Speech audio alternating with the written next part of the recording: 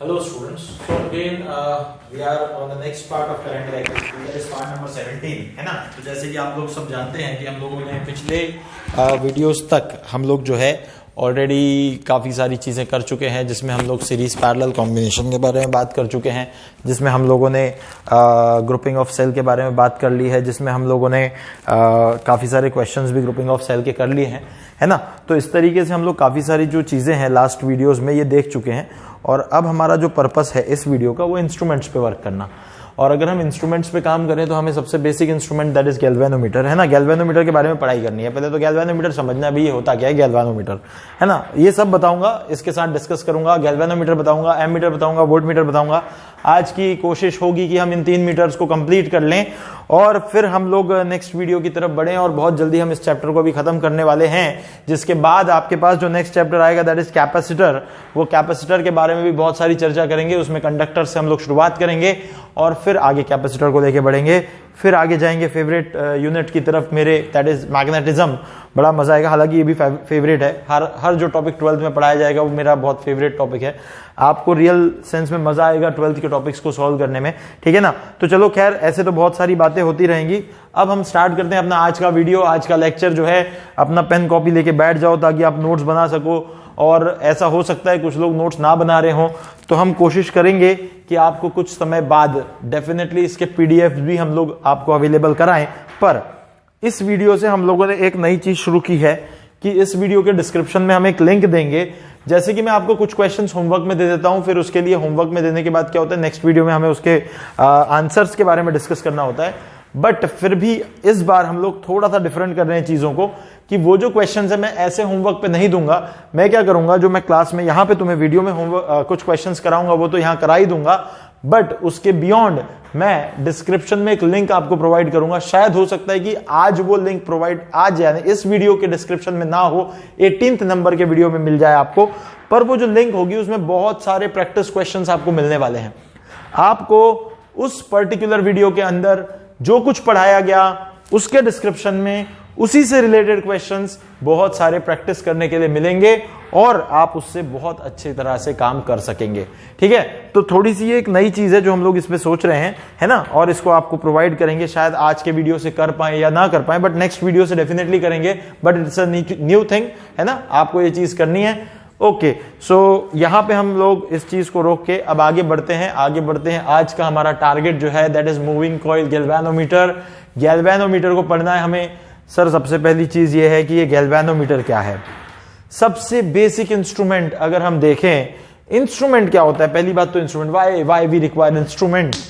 Actually ये instruments जो होते हैं ना, ये हमें क्यों चाहिए, हमें हर जगह इंस्ट्रूमेंट्स की जरूरत है, क्योंकि हमें हर जगह मेजरमेंट्स करने होते हैं। मेजरमेंट करने के लिए इंस्ट्रूमेंट की जरूरत होती है। जैसे फॉर एग्जांपल आपको लेंथ मेजर करनी है, तो एक मीटर स्केल की जरूरत होगी, सेंटीमीटर स्केल की जरूरत होगी, वर्नियर कैलिपर की जरूरत होगी, स्क्रू गेज की जरूरत होगी। इस तरीके से बहुत सारे इंस्ट्रूमेंट हैं जो आपको लेंथ को मेजर करके दे सकते हैं।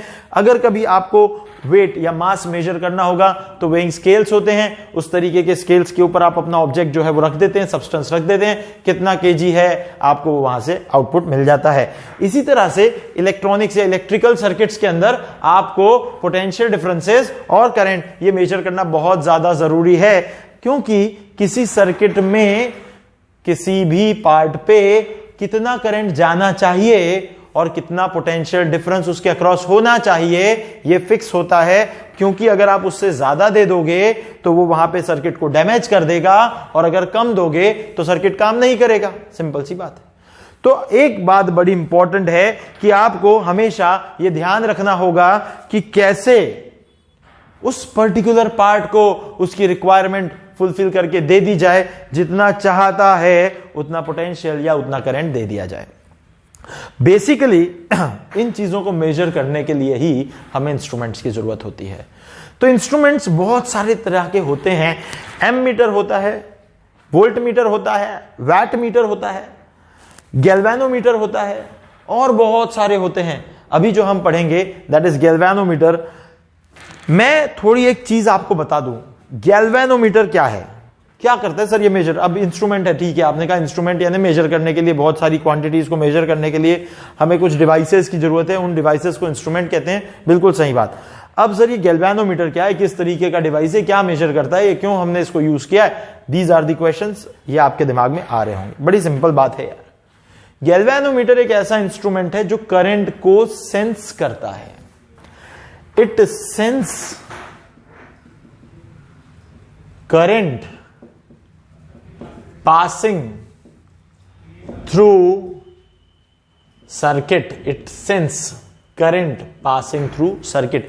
भैया देखो, सिर्फ सेंस करता है, सेंस करता है, यानी आप क्या करो, इस गैल्वेनोमीटर को उठाओ, किसी सर्किट के पार्ट में लगा दो। अच्छा सर क्यों लगाएंगे, सिर्फ ये देखने के लिए क्या उस सर्किट के पार्ट में करंट है या नहीं। आपको अगर याद होगा, थोड़े दिन पहले जब मैंने आपको व्हीटस्टोन ब्रिज पढ़ाया था, मैंने वहां आपको व्हीटस्टोन ब्रिज पढ़ाते समय बीच वाले रजिस्टर्स की जगह पे गैल्वेनोमीटर लगा दिया था।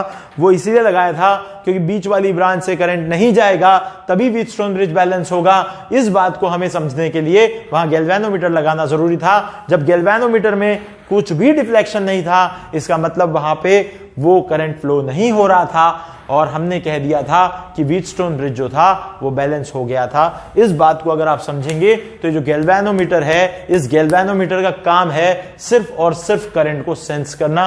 करंट सेंस कर लेगा, काम हो गया। मेजर नहीं कर रहा है भाई, ये बिल्कुल मेजर नहीं कर रहा है, करंट को सिर्फ सेंस कर रहा है। पर ये एक वो बेसिक इंस्ट्रूमेंट है जिसमें कुछ मॉडिफिकेशंस किए जाएं, कुछ बदलाव किए जाएं, तो डेफिनेटली ये एक बहुत अच्छा करंट या वोल्टेज को मेजर करने वाला डिवाइस बन जाता है। यानी ये एक एमीटर बन जाता है या एक वोल्टमीटर बन जाता है। पर फिलहाल अगर बेसिक गैल्वेनोमीटर की बात करें तो वो सिर्फ एक करंट सेंस करने वाला डिवाइस है। उसको सिर्फ ये पता चलता है कि सर्किट के पार्ट में करंट है या नहीं, वो कुछ भी मेजर नहीं करके देगा। पर इस सबसे बियॉन्ड एक बड़ा इंपॉर्टेंट गैल्वेनोमीटर का क्वालिटी है। ये गैल्वेनोमीटर की एक क्वालिटी है, बहुत इंपॉर्टेंट क्वालिटी है, जो इसको मीटर्स, वोल्ट मीटर या एमीटर बनाने में बड़ी हेल्पफुल है। सर कौन सी क्वालिटी है सर ऐसी? बहुत हेल्पफुल है। इसकी जो स्केल है, स्केल के अंदर जो डिफ्लेक्शन है, वो डिफ्लेक्शन इतना लीनियर रिलेशन देता है। लीनियर रिलेशन सर क्या देता है, बोल तो रहे हैं आप, देता है। मैं प्रूव करके दिखाऊंगा उस बात को, डोंट वरी, प्रूव करके दिखाऊंगा। इतना लीनियर डिफ्लेक्शन देता है, यानी कि जैसे मैंने यहां पे बना रखे हैं, देखो ये 0 हो गया, 1 2 3 4 5 6 7 8 9 ऐसे डिविजन्स है ना, स्केल पे डिविजन्स होते हैं। तो ये बरोबर एक, यानी इसकी जो स्केल की लीनियरिटी है वो क्या है पता है? एक, जैसे मान लेते हैं कि 1 डिग्री का अगर डिफरेंस है इनके बीच में, दो डिविजन्स के बीच में 1 डिग्री, तो बरोबर 1 ampere 1 degree, 2 ampere 2 degree, 3 ampere 3 degree, 4 ampere 4 degree, 5 ampere 5 degree. यानी एंगल का डिफ्लेक्शन, एंगल कितना डिफ्लेक्ट हुआ वो बिल्कुल करंट से प्रोपोर्शनल आता है। जितना करंट उतना ही एंगल। यानी 1 डिग्री अगर डिफ्लेक्शन है तो 1 एम्पियर या 2 एम्पियर है 5 एम्पियर, जो भी एक फिक्स वैल्यू। 5 एम्पियर करंट के लिए 1 डिग्री, तो फिर 10 एम्पियर करंट के लिए 2 डिग्री, 15 एम्पियर करंट के लिए 3 डिग्री एंड सो ऑन। ये जो लिनियरिटी की इसकी क्वालिटी है ना, ये बहुत जबरदस्त है। इस गैल्वेनोमीटर के अंदर हमें ये बहुत बढ़िया चीज अचीव हो जाती है। लीनियर डिफ्लेक्शन देता है, प्रूव करके दिखाऊंगा क्यों देता है, कैसे देता है, सारी बातें करूंगा। अभी सिर्फ ये बोल रहा हूं, सिर्फ और सिर्फ ये बात बोल रहा हूं कि एक ऐसा इंस्ट्रूमेंट है जो करंट को सेंस करता है। थोड़े मॉडिफिकेशंस के साथ ये इंस्ट्रूमेंट इतना काम का बन जाएगा कि ये करंट को मेजर भी करके देगा और वोल्ट को भी मेजर, यानी पोटेंशियल ड्रॉप को भी मेजर करके देखा। अब पोटेंशियल ड्रॉप हमेशा किसी भी इंस्ट्रूमेंट, किसी भी हमारे कंपोनेंट के पैरेलल में देखा जाता है, और करंट जो है वो उसमें से जाता है। जैसे रजिस्टर है, रजिस्टर में से करंट जाएगा और रजिस्टेंस के अक्रॉस पोटेंशियल ड्रॉप आएगा। ये बात दिमाग में रखो भाई। क्या बोल रहे हैं सर, क्या बोल रहे हैं, ये तो क्या बोल रहे हैं भाई, इतने दिन में क्या किया? करंट हमेशा रजिस्टर में से जा रहा है और उसके अक्रॉस पोटेंशियल ड्रॉप कितना आ रहा है, V = IR, वो उसके अक्रॉस आ रहा है। तो अगर पोटेंशियल ड्रॉप मेजर करना है तो वोल्ट मीटर हमेशा रजिस्टर के या किसी भी कंपोनेंट के पैरेलल में लगाओ, और करंट अगर मेजर करना है तो वो उसके साथ सीरीज में लगाओ।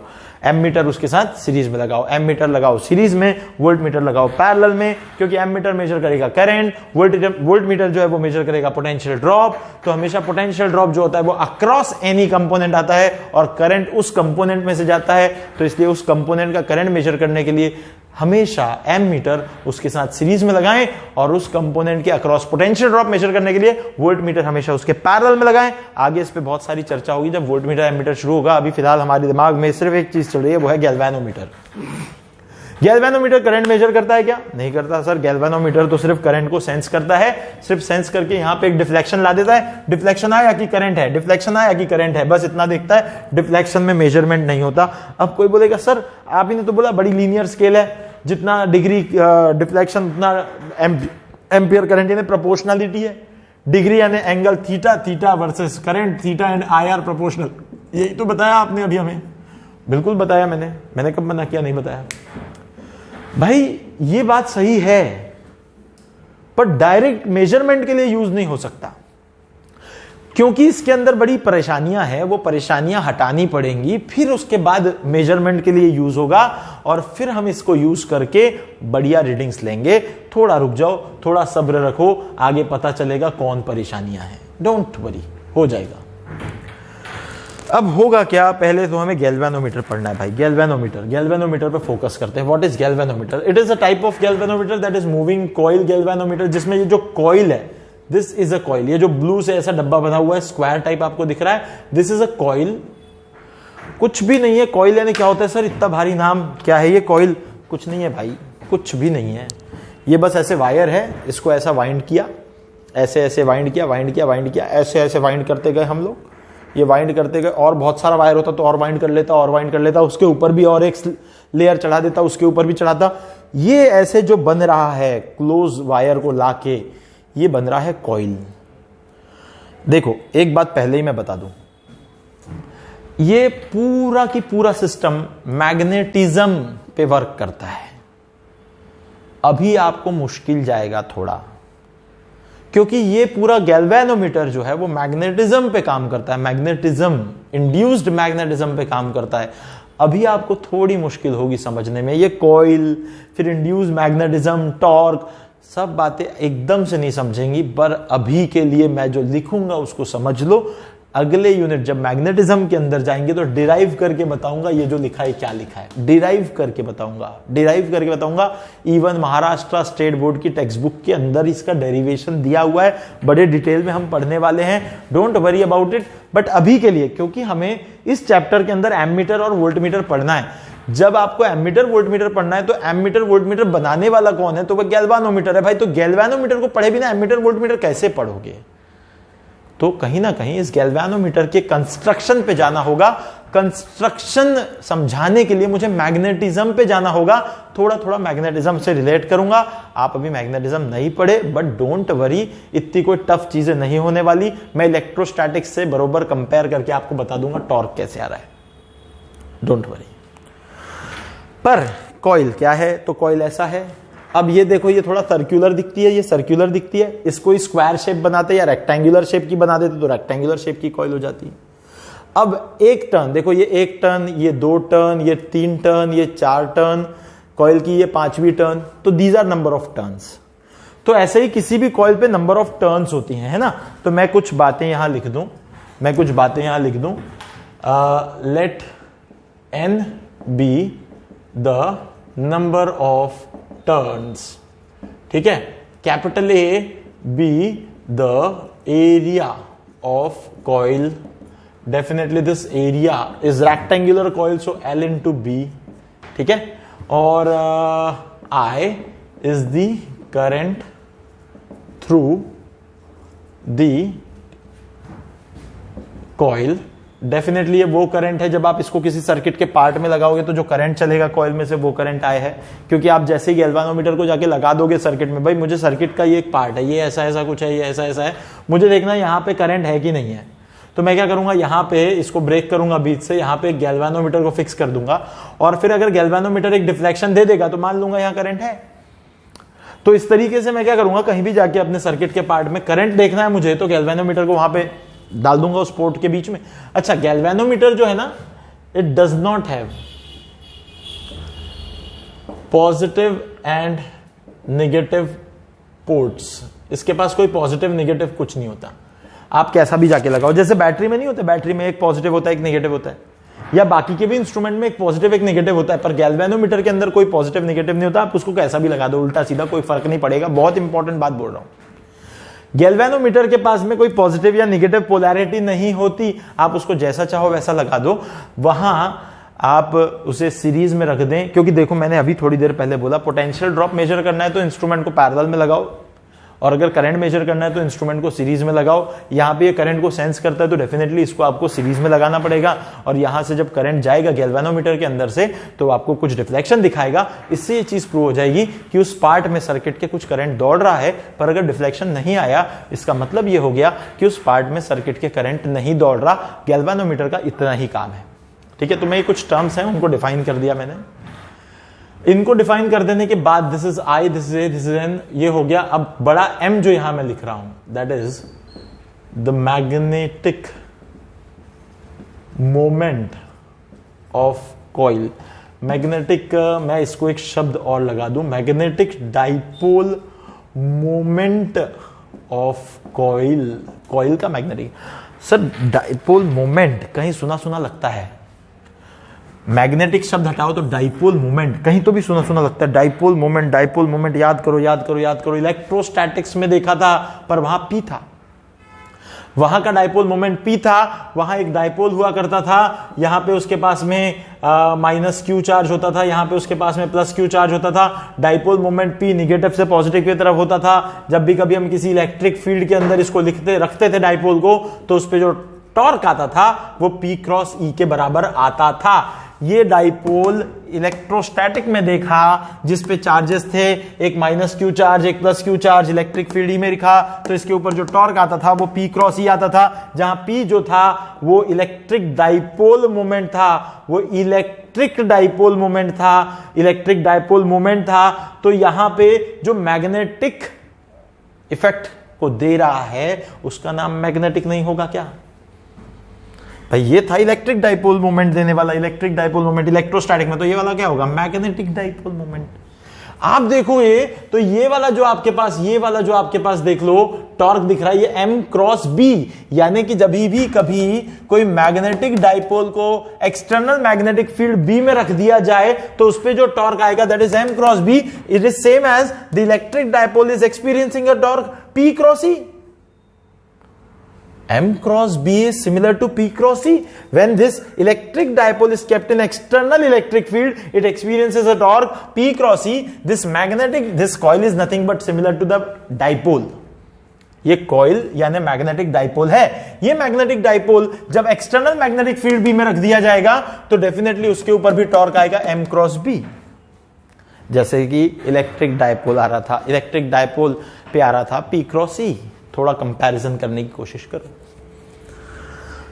ये जो डाइपोल इलेक्ट्रिक डाइपोल मोमेंट था उसका फॉर्मूला था P equal to q into 2a। याद करो, P equal to q into 2a, P equal to q into 2a, थोड़ा याद करो। तो वैसे मैग्नेटिक डाइपोल मोमेंट का ये फॉर्मूला है, M इक्वल टू IN है। ये सारा प्रूव कराऊंगा मैग्नेटिज्म में, सारा प्रूव कराऊंगा मैग्नेटिज्म में। अभी कंफ्यूज मत हो, अभी बस इतना समझ लो। जैसे electric dipole moment Q into 2a था, वैसे ही मैग्नेटिक डाइपोल मोमेंट INA है। सब कुछ प्रूव करने वाले मैग्नेटिज्म में जाके, अभी सिर्फ कंपैरिजन में बता रहा हूं। ये वैसे ही सेम चीज है जो हम लोगों ने इलेक्ट्रोस्टैटिक्स में पढ़ी थी, और बस उसको लेकर अब हम आगे बढ़ेंगे। अगर ये बात दिमाग में आ गई होगी तो हम इसको लेकर अब आगे बढ़ेंगे। Magnetic dipole moment M। अब मैं पहले तुम्हें थोड़ा मैकेनिज्म समझाऊं। अगर याद आ रहा होगा तो ये जो डाइपोल था, इसको जब हमने एक्सटर्नल इलेक्ट्रिक फील्ड में रखा था, इसको स्लाइड डिस्प्लेस किया था, तो यहां पे एक रिस्टोरिंग टॉर्क आता था जो इसको वापस अपनी इक्विलिब्रियम कंडीशन पे ले आता था। तो अब ये जो डिफ्लेक्शन है, यही डिफ्लेक्शन कैसा है, यही डिफ्लेक्शन यहां काम कर रहा है। ये जो कॉइल है, ये जो कॉइल, इस कॉइल के अंदर जब करंट चलता है तो ये कॉइल अपनी खुद की एक मैग्नेटिक फील्ड प्रोड्यूस करती है, जिससे ये एक्सटर्नल मैग्नेटिक फील्ड और खुद की मैग्नेटिक फील्ड इंटरैक्ट करती हैं। जब दो फील्ड्स इंटरेक्ट करती है, देखो डायपोल की खुद की इलेक्ट्रिक फील्ड और एक्सटर्नल इलेक्ट्रिक फील्ड इंटरेक्ट कर रही थी तो डायपोल पे टॉर्क आ रहा था, वैसे यहां पे टॉर्क आ रहा है। और वो टॉर्क क्या करता है, जैसे यहां से करंट भागेगा, अगर करंट भागेगा तो ही मैग्नेटिक मोमेंट होगा। एक बात सोचो, अगर करंट ही नहीं है इस कॉइल में, आपने क्या किया भाई, क्या था गैल्वानोमीटर का काम? गैल्वानोमीटर का काम था करंट सेंस करना। किसी सर्किट में लगाया, वहां करंट ही नहीं है, तो इस कॉइल में करंट नहीं भागेगा, तो मैग्नेटिक मोमेंट नहीं होगा, तो टॉर्क कैसे आएगा? m0 तो टॉर्क भी 0 हो जाएगा। यानी क्या ये कॉइल घूमेगी? कॉइल नहीं घूमेगी, तो ये कॉइल ही पॉइंटर से जुड़ी है। कॉइल जब पॉइंटर से जुड़ी तो पॉइंटर को डिफ्लेक्ट ही नहीं करेगी। ये बात समझ में आनी चाहिए। करंट सेंस होने का मतलब क्या है? करंट सेंस होने का मतलब यह है कि जो पॉइंटर ऊपर स्केल पे दिख रहा है ऐसे बाहर, तो अरे ये पिक्चर अंदर है, ये पिक्चर नहीं है, ये हमने उसका एक्सरे बनाया है, मूविंग कॉइल गैल्वानोमीटर का एक्सरे निकाला है, वो बनाया है। एक्सरे यानी उसके अंदर का मैकेनिज्म है। ऊपर क्या दिख रहा है? तो सिर्फ ये दिख रहा है, ये स्केल दिख रही है। आपने लगा दिया उसको सर्किट में, देखा तो स्केल डिफ्लेक्ट ही नहीं हुई, इसका मतलब अंदर करंट नहीं गया, तो इसका मतलब मैग्नेटिक मोमेंट नहीं आया, इसका मतलब टॉर्क नहीं आया, तो डिफ्लेक्शन नहीं हुआ। सिंपल। यहां इस मैकेनिज्म को समझोगे तो बड़ा मजा आएगा। तो as current passes through the coil, the coil experiences the torque. That torque is equal to mb sin theta.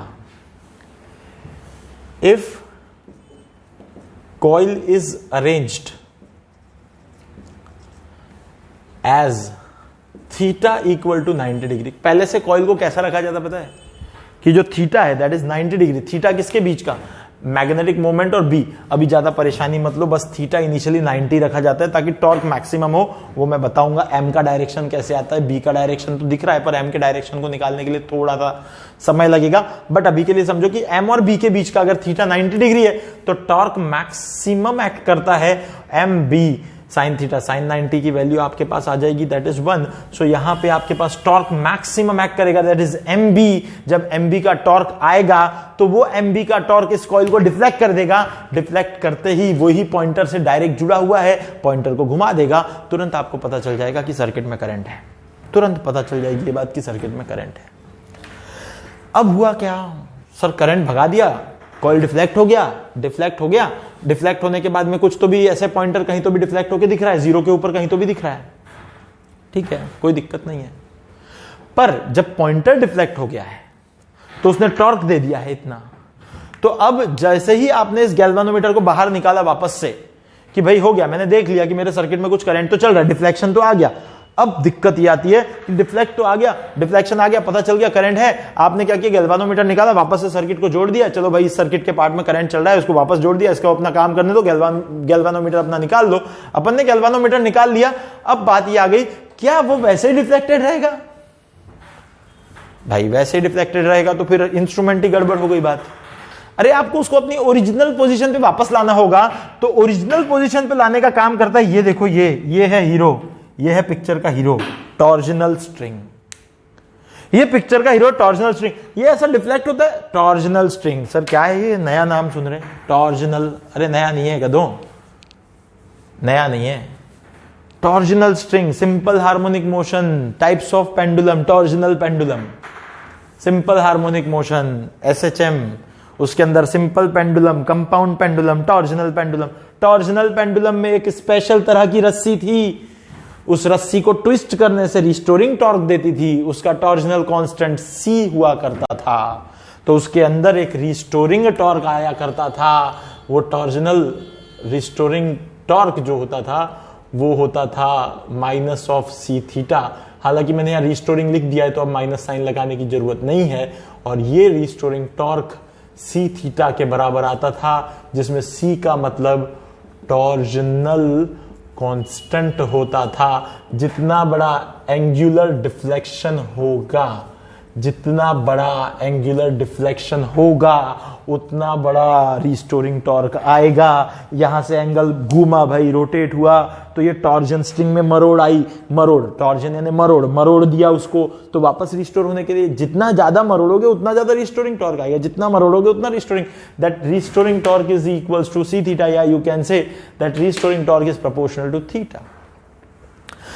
जैसे वो कॉइल के करंट के कारण कॉइल घूमी तो वहां मरोड़ आ गई, वो मरोड़ के कारण एक रिस्टोरिंग टॉर्क आ गया। जैसे ही आपने इस इंस्ट्रूमेंट को बाहर निकाला, करंट गायब होने से टॉर्क ये वाला गायब, ये गायब हुआ, इसके बराबरी का रिस्टोरिंग टॉर्क था। उसने क्या किया, वापस अपने आप वापस ला दिया वहीं पे, भाई कुछ डिफ्लेक्शन था वापस ला दिया अपनी जगह, वापस ला दिया restoring torque.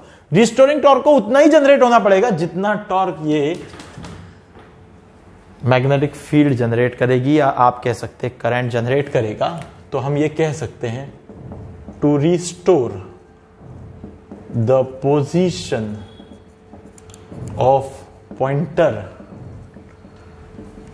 The torsional string will generate the torque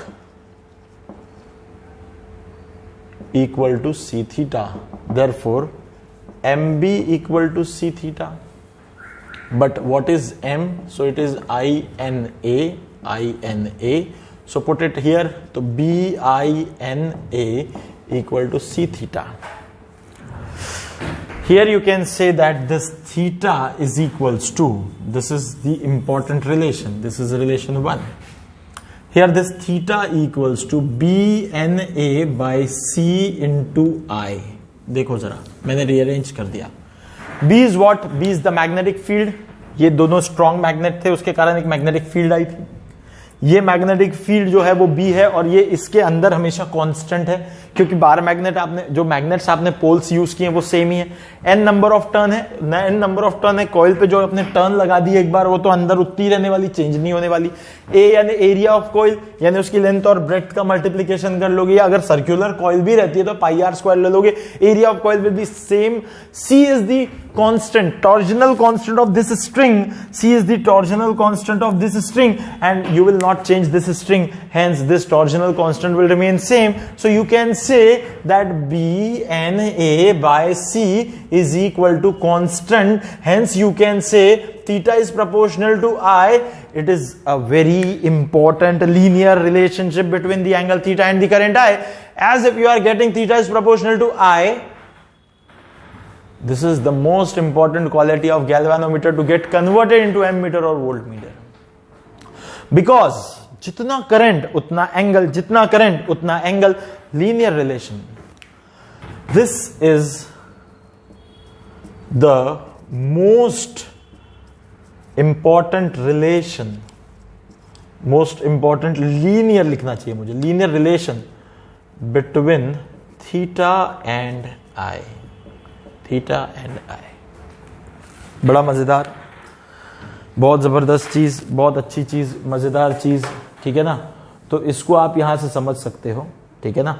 और यहां से ये बातें भी क्लियर हो गई कि हमें जो है ये सारी चीजें समझ में आनी चाहिए, ठीक है।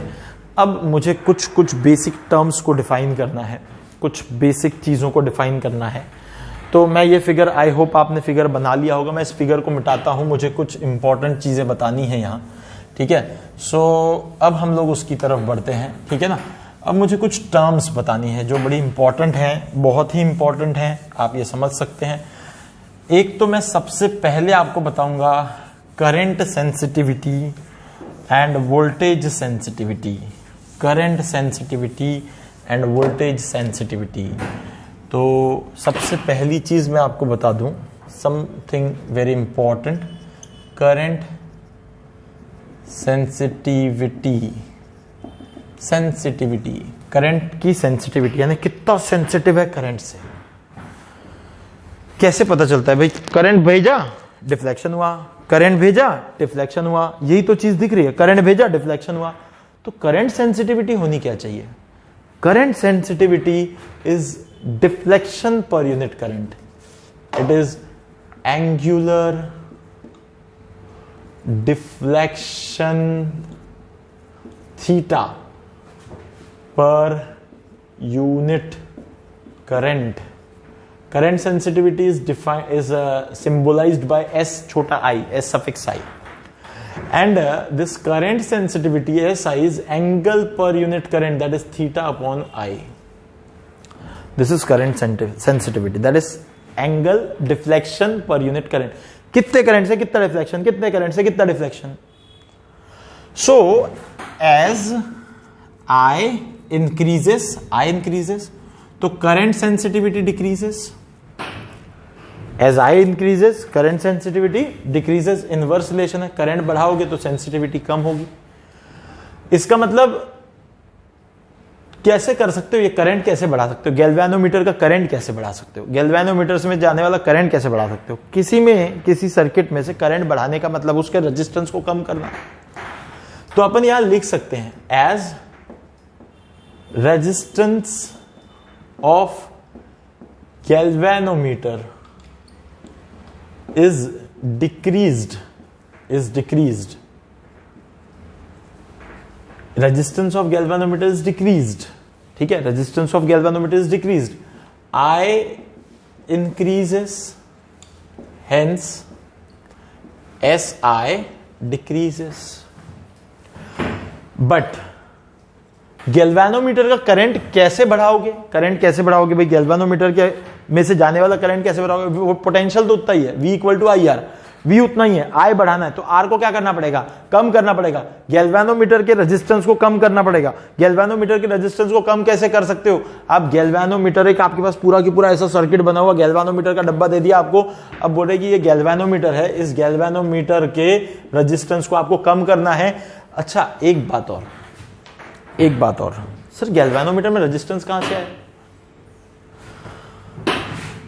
यहां देखो जरा, ये कॉइल थी, कॉइल अभी फिगर बनाया था, ये कॉइल है कॉपर वायर की, कॉपर वायर कॉइल, और कॉपर वायर हैज रेजिस्टेंस. हाँ, कोई ये बोलेगा सर आप तो बोले थे कि वायर का रेजिस्टेंस नहीं लेना है, आप ही तो बोले थे सर वायर का रेजिस्टेंस नहीं लेना है.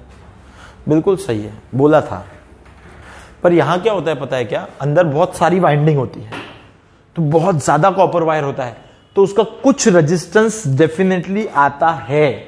पर जबकि ये करंट सेंसिंग डिवाइस है, सोचो तो करंट तो भाई थोड़ा भी रेजिस्टेंस सर्किट का चेंज हुआ करंट चेंज हो जाता है, थोड़ा भी करंट चेंज हुआ, थोड़ा भी रेजिस्टेंस चेंज हुआ तो करंट चेंज होता है.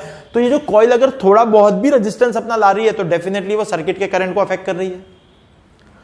तो इसीलिए आपको उस गैल्वेनोमीटर के कॉपर वायर के रेजिस्टेंस को कंसीडर करना पड़ेगा, क्योंकि वो थोड़ा भी अगर है तो सर्किट में घुसते ही वो किसी ना किसी तरीके से सर्किट में आते ही सर्किट के करंट को अफेक्ट करता है.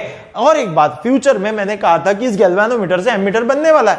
एमीटर ऐसा काम का है क्या जो ऑलरेडी सर्किट के अंदर करंट मेजर करने आया, पर मेजर करने आया और खुद ही ने करंट चेंज कर दिया. ऐसा एमीटर काम का है क्या, बोलो. अब यहां से दिमाग में एक थॉट आना चाहिए, मुझे एमीटर बनाना है. एमीटर बनाना है, कैसे बनाना है मुझे एमीटर ऐसे बनाना है जो सर्किट के करंट को चेंज ना करे. सर्किट के करंट को चेंज ना करे इसका मतलब उसका खुद का रेजिस्टेंस जीरो होना चाहिए. पर क्या ऐसा एमीटर अचीव करना पॉसिबल है जिसका रेजिस्टेंस जीरो? आइडियल हो गया वो तो.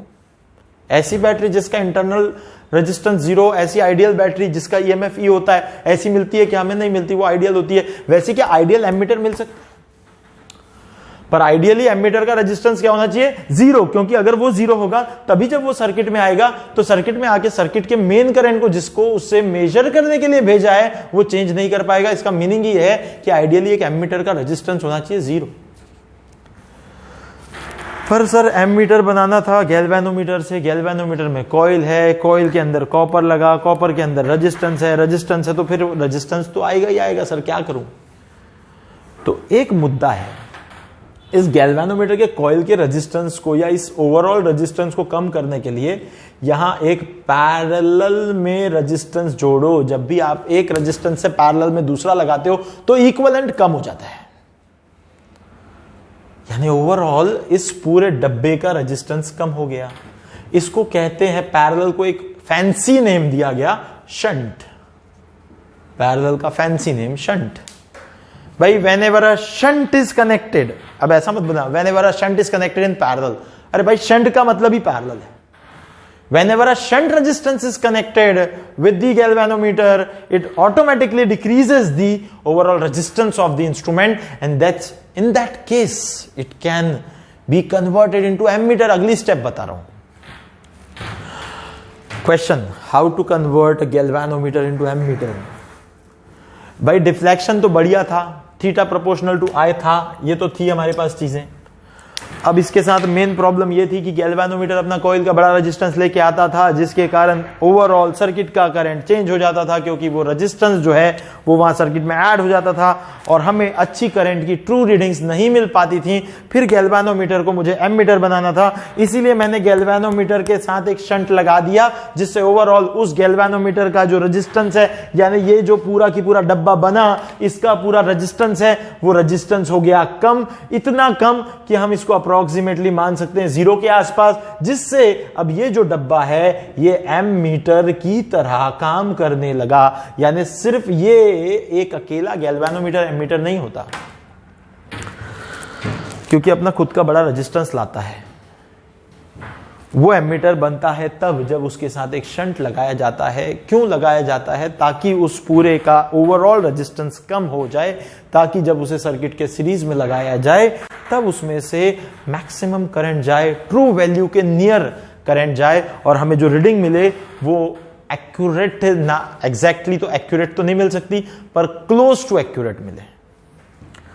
So this is the way how you can convert a galvanometer into ammeter. But हम लोग अलग चले गए, हम एमीटर पे चले गए. बट क्यों बताया?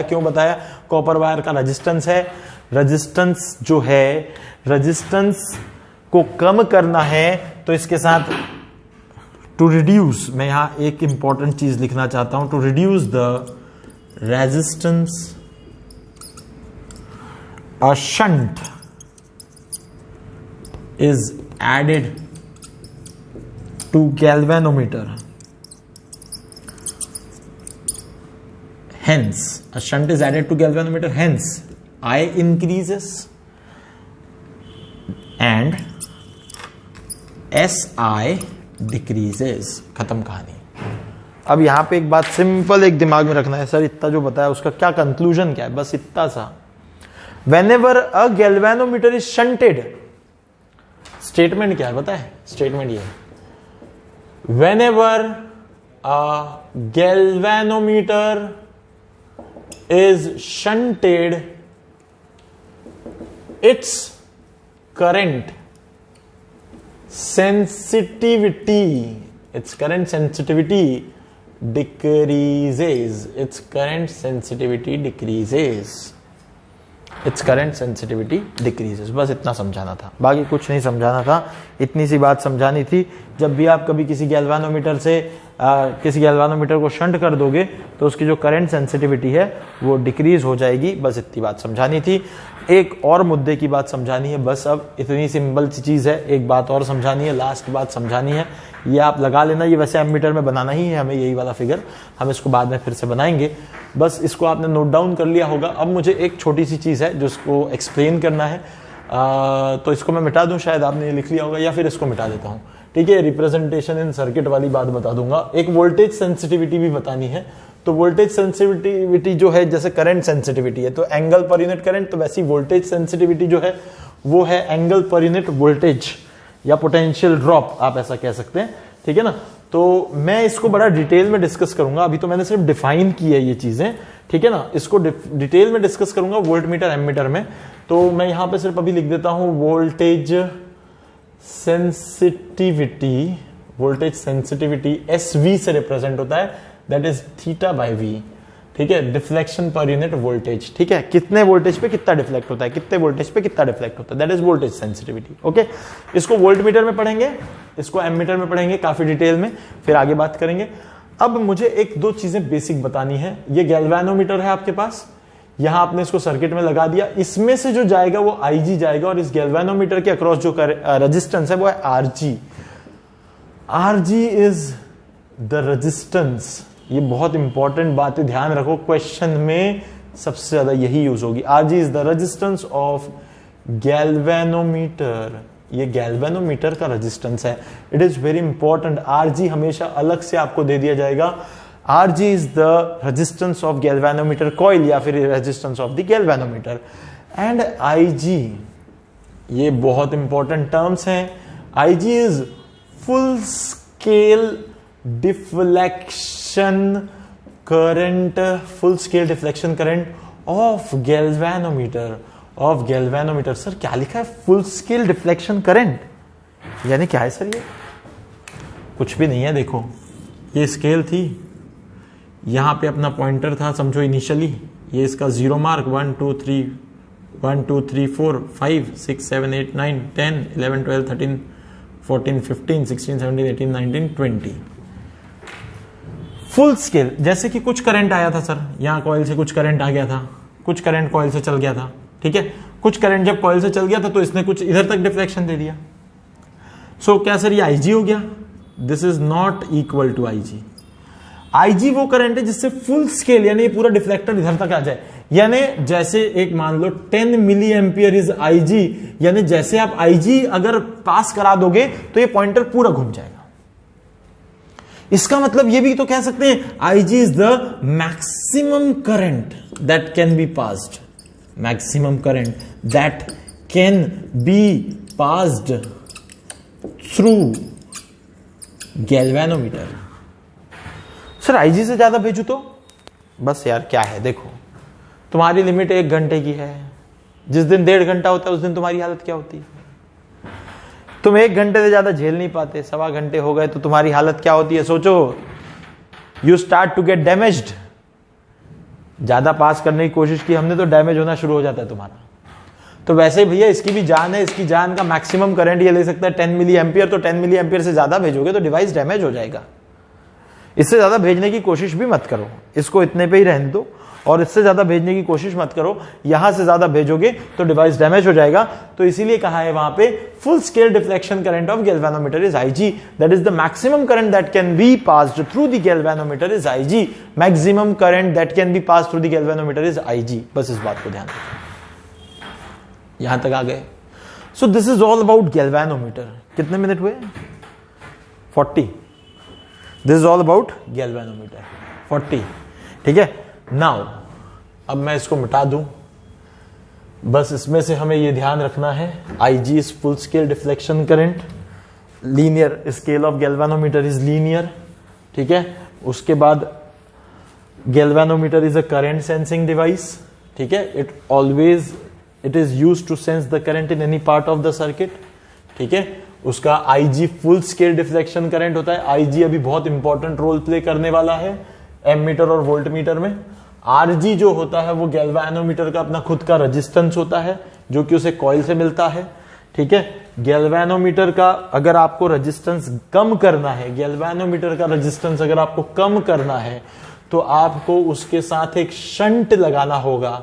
ठीक है. शंट यानी एक रेजिस्टेंस आपको उसके पैरेलल में लगाना होगा और उससे आप गैल्वेनोमीटर को एमीटर यानी क्या? एमीटर यानी करंट मेजरिंग इंस्ट्रूमेंट में कन्वर्ट कर पाएंगे.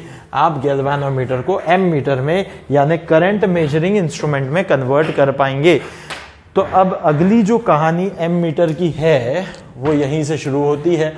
जहां गैल्वेनोमीटर खत्म होता है वहां पे एमीटर शुरू होता है. So now we need to learn ammeter. सबसे पहली चीज, it is an instrument. It is an instrument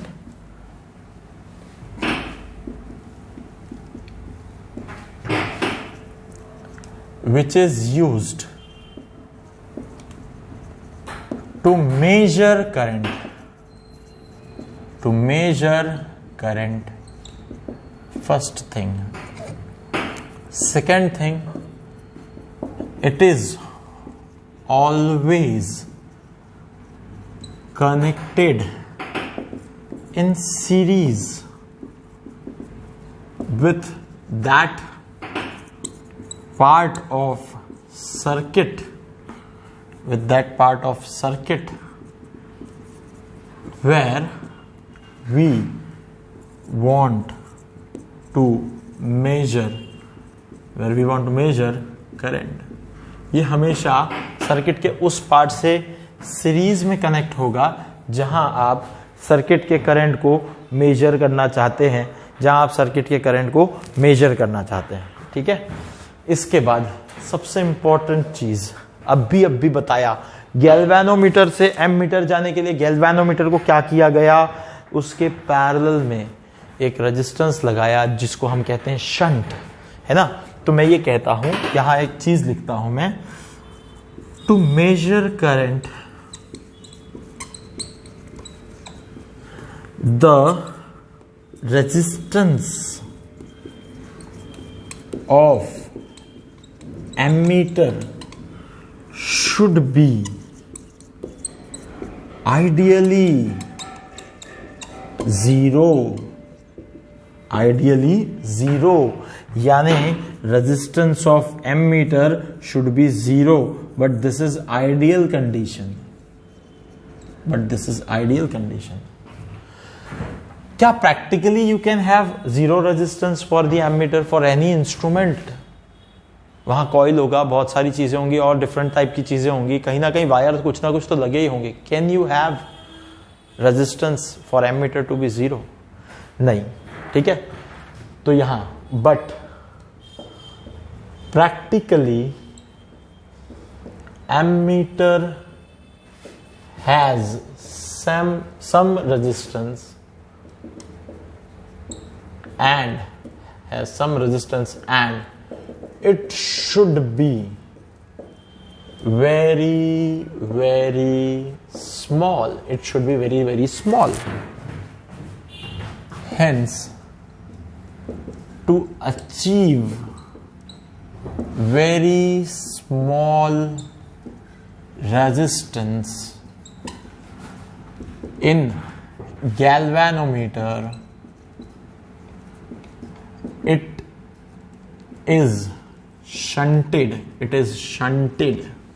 That is, the resistance should be connected in parallel with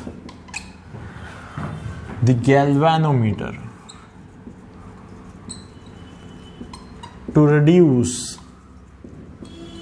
its overall resistance. ठीक है सर।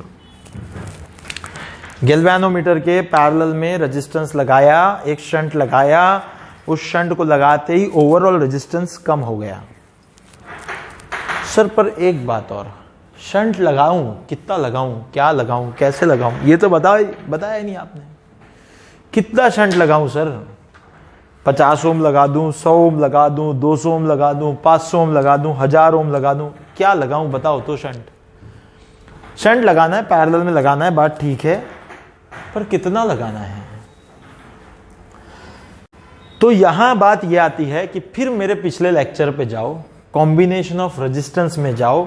जब दो रेजिस्टर्स को पैरेलल में लगाया जाता है, R1 R2 को पैरेलल में लगाया जाता है, तब वहां इक्विवेलेंट जो होता है, जैसे R1 5 है, R2 10 है, तो जो इक्विवेलेंट है वो 5 से छोटा बनेगा। यानी जो आपने दो रजिस्टर्स पैरेलल में लगाए, उनमें जो छोटा रेजिस्टेंस था, इक्विवेलेंट उस छोटे से भी छोटा बनता है। और एमीटर की रिक्वायरमेंट है कि रेजिस्टेंस मिनिमम होना चाहिए। इसका मतलब आप पैरेलल में एक ऐसा रेजिस्टेंस लगाओ जो पहले ही बहुत छोटा हो, तो जिससे इक्विवेलेंट जो बने वो उस छोटे से भी छोटा बने।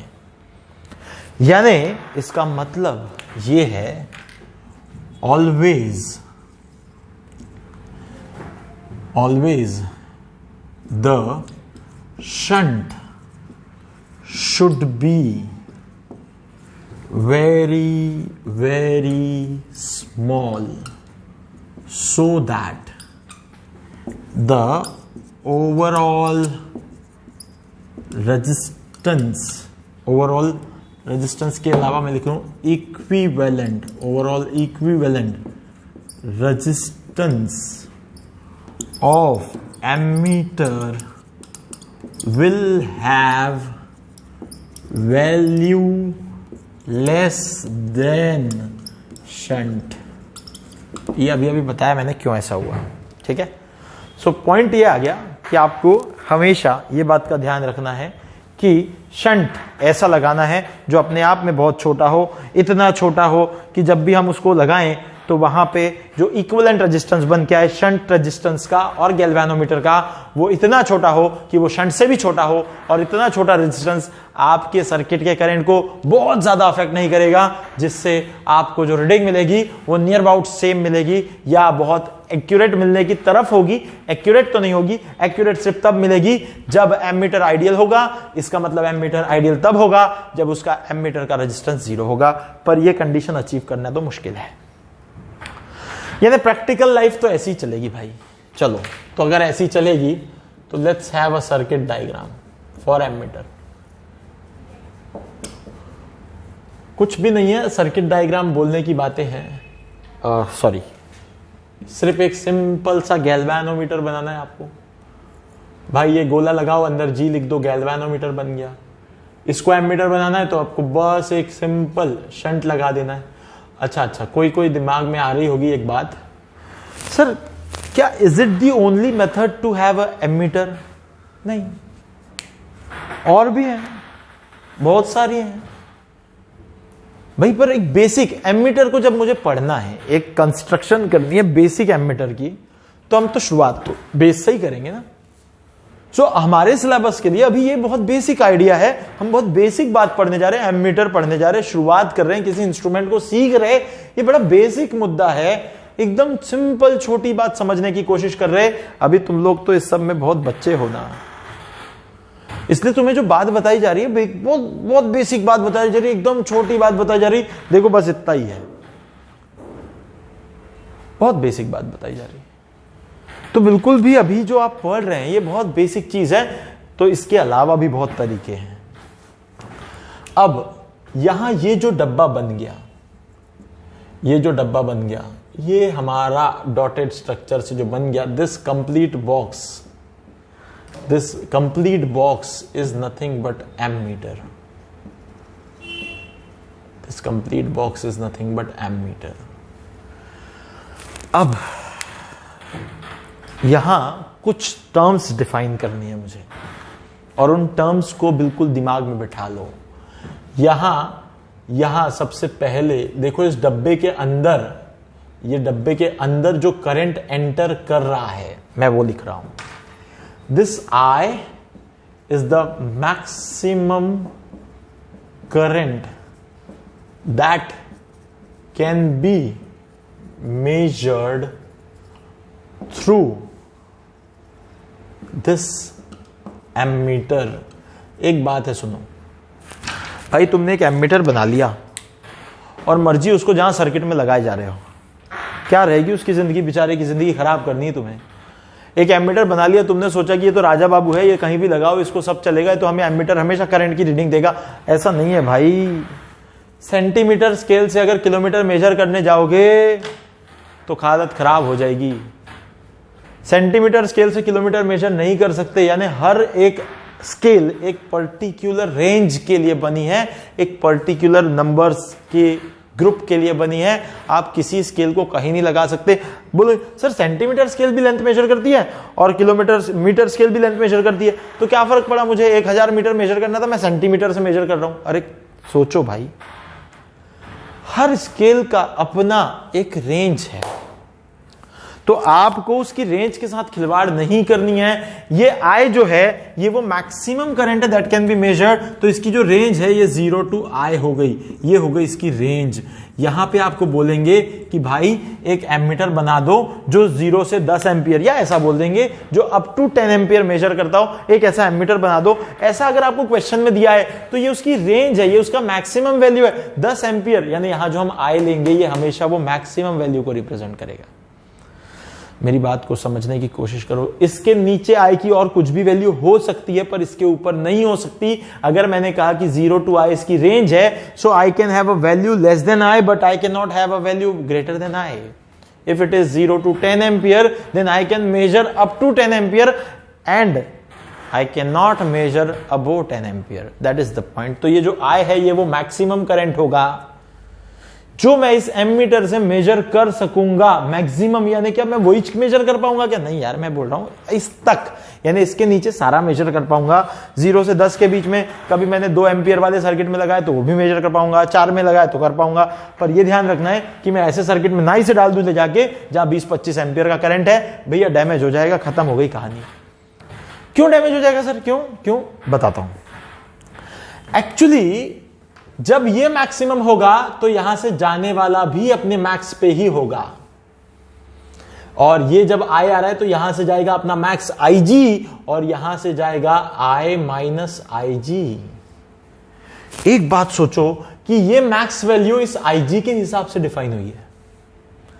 अगर ये मैक्सिमम 10 मिली एम्पियर झेल सकता है तो उसके कारण ये I डिफाइन हुआ है, यानी अगर ये 10 एम्पियर है तो ये 10 मिली एम्पियर है। यहां से 10 एम्पियर आते ये 10 मिली एम्पियर हो गया, यहां से 10 एम्पियर आते ये 10 मिली एम्पियर हो गया, तो यहां से 10 माइनस 10 मिली एम्पियर जा रहा है तो उसके हिसाब से ही शंट डिफाइन होगा। शंट भी ऐसा ही लेना पड़ेगा जो 10 माइनस 10 मिली एम्पियर को झेल पाए।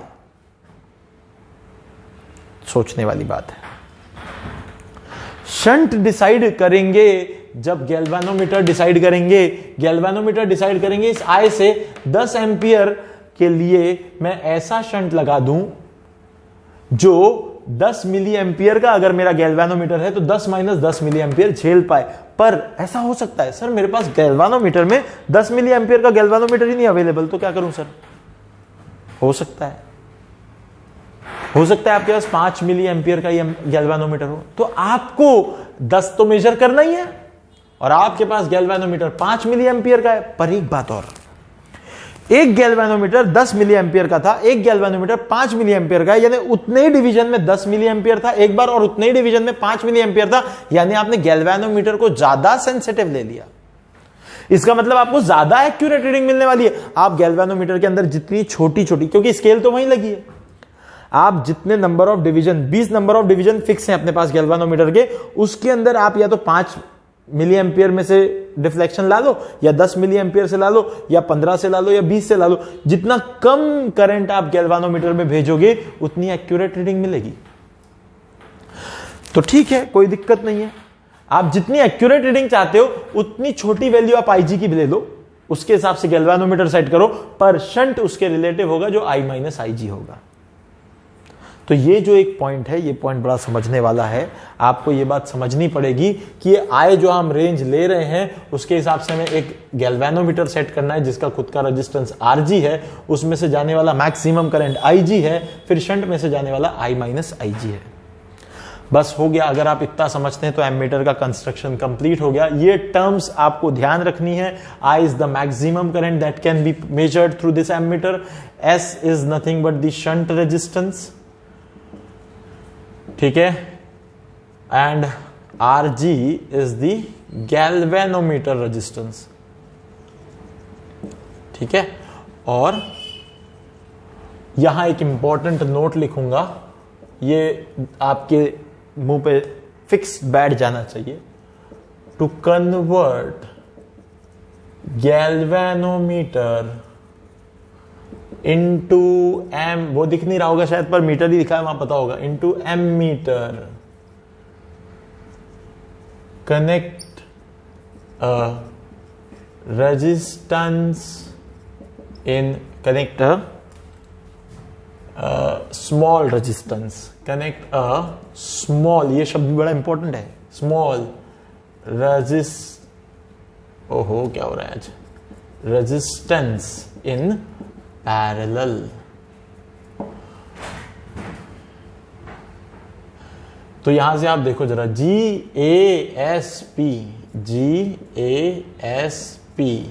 GASP का मतलब क्या हो गया?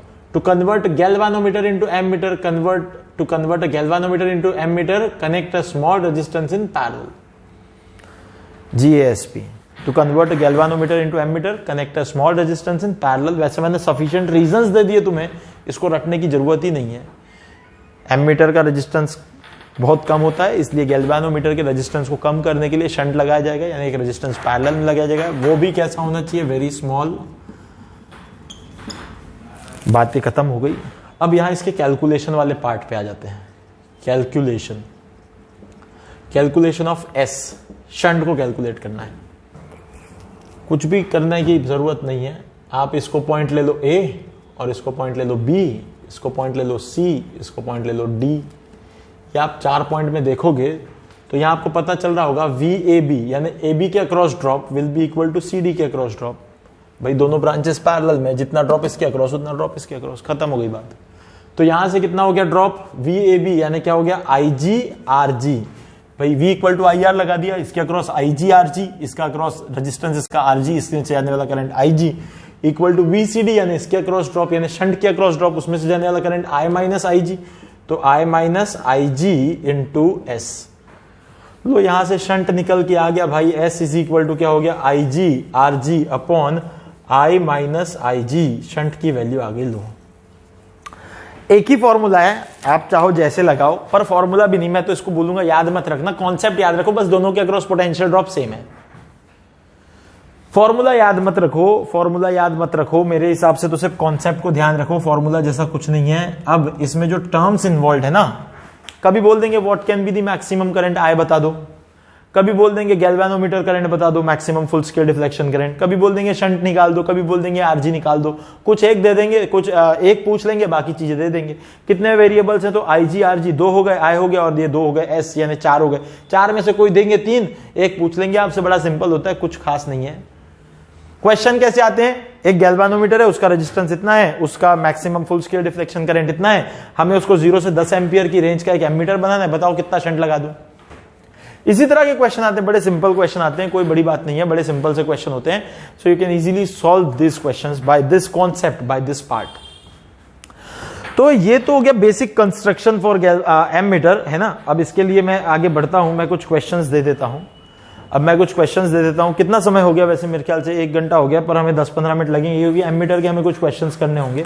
भले ही हम वोल्ट मीटर कल पढ़ लेंगे, तो एमीटर के कुछ क्वेश्चंस मैं करवा देता हूं। तो चलो कुछ बेसिक क्वेश्चन कर लेते हैं हम लोग, पहले एमीटर का क्वेश्चन देखते हैं, ठीक है ना। तो यहां पे कुछ एमीटर के क्वेश्चंस तो हमें करने होंगे, ठीक है, बट ये बेसिक पार्ट है, बस इसको ही ध्यान रखना है, बहुत सिंपल सी चीज है। मैं एक सर्किट बना देता हूं, ठीक है ना, और यहां पे हम लोग क्वेश्चन नंबर 1 लिख लेते हैं। Compare the current for the 2 circuits. यहां पे आपको 2 सर्किट्स दिए हैं, उनके करंट को आपको कंपेयर करना है। एक तो सर्किट ये है जिसके अंदर हमने कुछ भी नहीं किया, सिर्फ यहां पे एक ईएमएफ लगा दिया, ये आर लगा दिया। एक तो सर्किट ये है, यहां पे हमने एक वही बैटरी ईएमएफ लगा दिया, ए लगा दिया और यहां आर लगा दिया, ठीक है। अब एक बात और, यहां पे भी ई है, तो इसके साथ कुछ बातें समझ लेंगे। एक बात समझेंगे थोड़ा सा, ये वाला आपके पास सर्किट ए है, ये वाला आपके पास सर्किट बी है। एक बात सुन लो, पहले मैं कुछ बता देता हूं, नोटेशन ध्यान रखना। जब भी कभी ऐसे एमीटर लगा दें, ये देखो गोले के अंदर ए लिखा है तो एमीटर, गोले के अंदर जी लिखा है तो गैल्वेनोमीटर, गोले के अंदर वी लिखा है तो वोल्टमीटर। पर वोल्टमीटर की एक और पहचान है कि वो हमेशा पैरेलल में लगा रहेगा और एमीटर हमेशा सीरीज में लगा रहेगा। कभी कभी किसी सर्किट में ऐसा हो सकता है कि वोल्टमीटर सीरीज में दिखा दे, एमीटर पैरेलल में दिखा दे, तो पर्पस है उसके पीछे तुम्हें कुछ कैलकुलेशन पूछे जाएंगे, तो ऐसा क्वेश्चन में दिया रहेगा। फॉल्टी हो जाएगा वो सर्किट में, तो कुछ चीजें फॉल्टी आएंगी, वो चीज हम भी निकालेंगे, बाद में देखेंगे उसके बारे में, पर ऐसा हो सकता है। अब यहां आप देखोगे तो एक मैं जो इंपॉर्टेंट बात बताना चाह रहा हूं वो ये है कि कभी कभी ना, यहां तो मैंने आरए लिख रखा है, कभी कभी ऐसा नहीं दिया रहेगा। जैसे यहां बैटरी लगी हुई है, ईएमएफ ही दिया है, पर आर नहीं लिखा है, इसका मतलब ये बैटरी आप कैसी मान लोगे, आप मान लोगे इसको आइडियल। वैसे यहां पे अगर एमीटर लिखा तो है, पर आरए या कुछ एमीटर के रेजिस्टेंस के बारे में क्वेश्चन में बात नहीं की है, तो आपको उसको आइडियल मानना पड़ेगा। पर अगर बाजू में ऐसा आरए लिख दिया गया, it means that it has some resistance, that is RA. क्वेश्चन समझने की बात बता रहा हूं, सिंपल है। इसमें से जाने वाला करंट आई ए मान लो, इसमें से जाने वाला करंट आई बी मान लो, तो ये जो आई ए करंट है it is equal to E by R, and this current I B equals to E by R plus R A. Denominator बड़ा, करंट छोटा, IA will be greater than IB. IA is nothing but the true current. IA is nothing but the true current. And IB is not the true current. I think आपको ये concept समझ में आया होगा क्यों वो true है और वो क्यों ट्रू नहीं है. अगर आप इस बात को नहीं समझ पाए हैं तो आप मुझे पूछ सकेंगे क्वेश्चन. लाइव चैट में I will be available, so you can ask me questions over it. ठीक है ना, तो आप पूछ सकेंगे, मैं उसका आंसर दूंगा. अब इसके बाद में मैं एक क्वेश्चन और ले लेता हूं. Question number 2. 2 क्वेश्चन ले लूंगा जो फटाफट इसके हो जाए. Find the resistance. Find the resistance connected. एक काम करता हूं मैं, ये क्वेश्चंस जो हैं एक्चुअली ये सब फॉर्मूला बेस्ड है, तो आपको ये क्वेश्चन लिख देता हूं. कॉन्सेप्ट लगाएंगे आप, क्वेश्चन सॉल्व करते जाएंगे, कमेंट में आपको इसके आंसर बताऊंगा. In parallel with the galvanometer having IG, galvanometer का IG दिया हुआ है 1 मिली एम्पियर, यानी इसका full scale deflection current. RG दिया हुआ है 20 ohm. To convert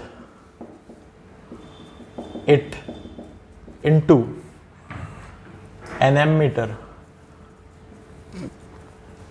having 0 to 50 ampere 0 to 50 ampere range. ये एक क्वेश्चन आ गया आपके पास, 0 to 50 एम्पियर रेंज. ठीक है, तो अब यहां से पॉइंट देखो क्या है. Find the resistance connected in parallel, that means you need to find the shunt. आगे बोलते हैं with the galvanometer. So IG is given as 1 milli ampere, का मतलब 1 into 10 का power -3 ampere. RG is as 20 ohm. To convert it into ammeter having a range of, यानी I की value दी है 50 ampere.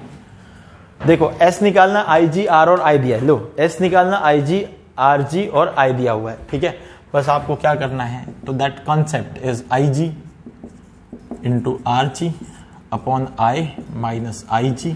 तो IG इज 10 का power -3, RG is 20 upon में I minus IG that is 50 minus 10 का power -3, 1 into 10 का power -3, 1 into 10 का power -3.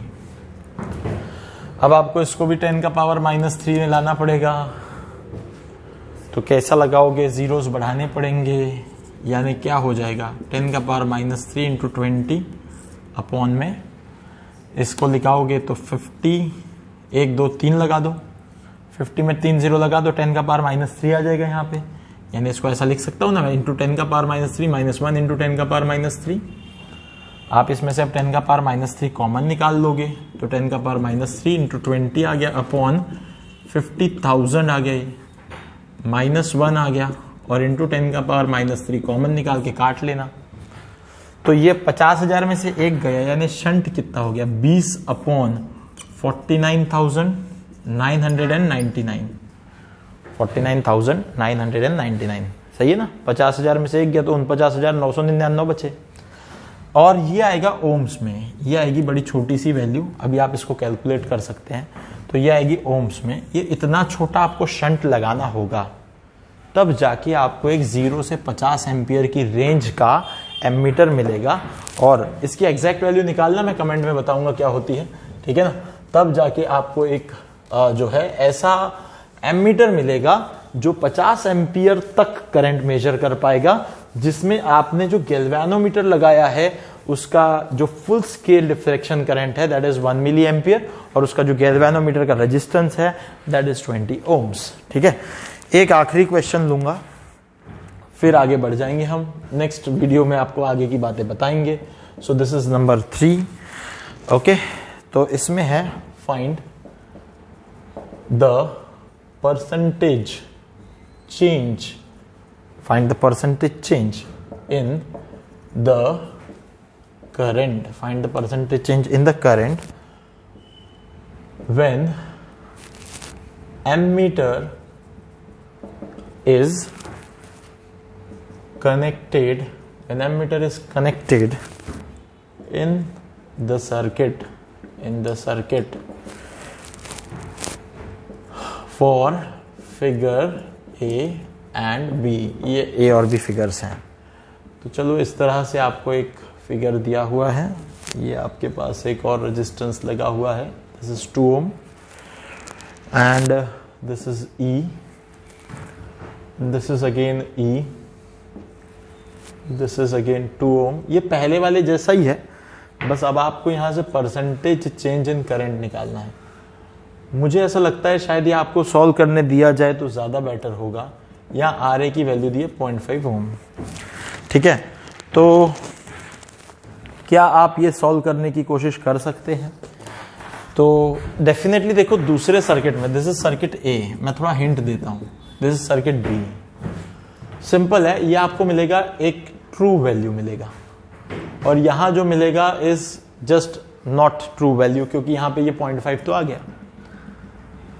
सोचो जरा, तो यहां का जो करंट होगा this IB and this is IA, so this IB will be definitely less than IA.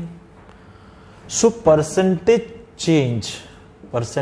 Change equals to IA minus IB upon IA into 100. IA IB already लिख के बताया है पहले. वहां से आप इस पे सारी वैल्यूज डालें, आपको आंसर मिल जाएगा. और सॉल्व कर लेंगे अगर, तो कमेंट बॉक्स में जरूर मुझसे पूछना, ठीक है ना. तो मैं आपको इसका आंसर बताऊंगा. एक क्वेश्चन मैं जानबूझ के छोड़ रहा हूं ताकि ये आपको मैं दे सकूं, आप इसको सॉल्व करें, है ना. और दूसरी चीज ऐसी है कि अब हम लोग इसके बाद जो नेक्स्ट वीडियो में चलेंगे, अगले वाले पार्ट नंबर 18 में जाएंगे फिर हम, तो वहां पे हम लोग वोल्ट मीटर की बात करेंगे. वोल्ट मीटर अब पढ़ने में हमें इतना समय नहीं लगेगा क्योंकि ऑलरेडी हम गैल्वानोमीटर समझ चुके हैं. बहुत सारे question related to this concept आपको और लिंक में मिलेंगे, वहां से आप उन्हें सॉल्व करें और उन पे रिलेटेड डाउट्स पूछें. आई होप अब तक शायद कोई अच्छे बच्चों ने इसका आंसर निकाल लिया होगा, और जिन्होंने निकाल लिया होगा मैं अभी उसका आंसर आपके लिए बता देता हूं. That is 20%. Percentage change in current is 20%. या फिर कुछ अच्छे बच्चे ये भी कर रहे होंगे कि पॉज किया होगा, देख लिया होगा, पर मैंने 1-2 मिनट जो लगाए इस सब के पीछे वो इसलिए लगाए कि अच्छे बच्चे जो हैं उन्होंने उसको कर लिया होगा. तो आई होप आपको आज की बातें सारी समझ में आई होंगी. यहां हम रुक जाएंगे. और एक बात, आज से ही हमने 11th के भी वीडियोस यूट्यूब पे डालने शुरू किए हैं, और इन यूट्यूब के वीडियोस को अब आप भी यूज कर सकते हैं, रेफर कर सकते हैं. रेक्टिलिनियर मोशन आज ही हमने स्टार्ट किया है, और रेक्टिलिनियर मोशन के अंदर हमने आज से ही रेस्ट, मोशन, डिस्टेंस, डिस्प्लेसमेंट, इनके बारे में बड़ी डिटेल में बातचीत की है. तो आप आई होप उससे भी कुछ फायदा ले सकते हैं. ठीक है, तो अगर आपको ये एफर्ट्स, इसमें कुछ जेन्युइनिटी या अच्छी चीजें मिलती होंगी तो do subscribe, like and share and also comment. आप जितना ज्यादा स्प्रेड कर सके करें, जितना ज्यादा आप दूसरे बच्चों तक इसे फैला सकते हैं फैलाएं. ठीक है ना. So thank you very much. Will stop here.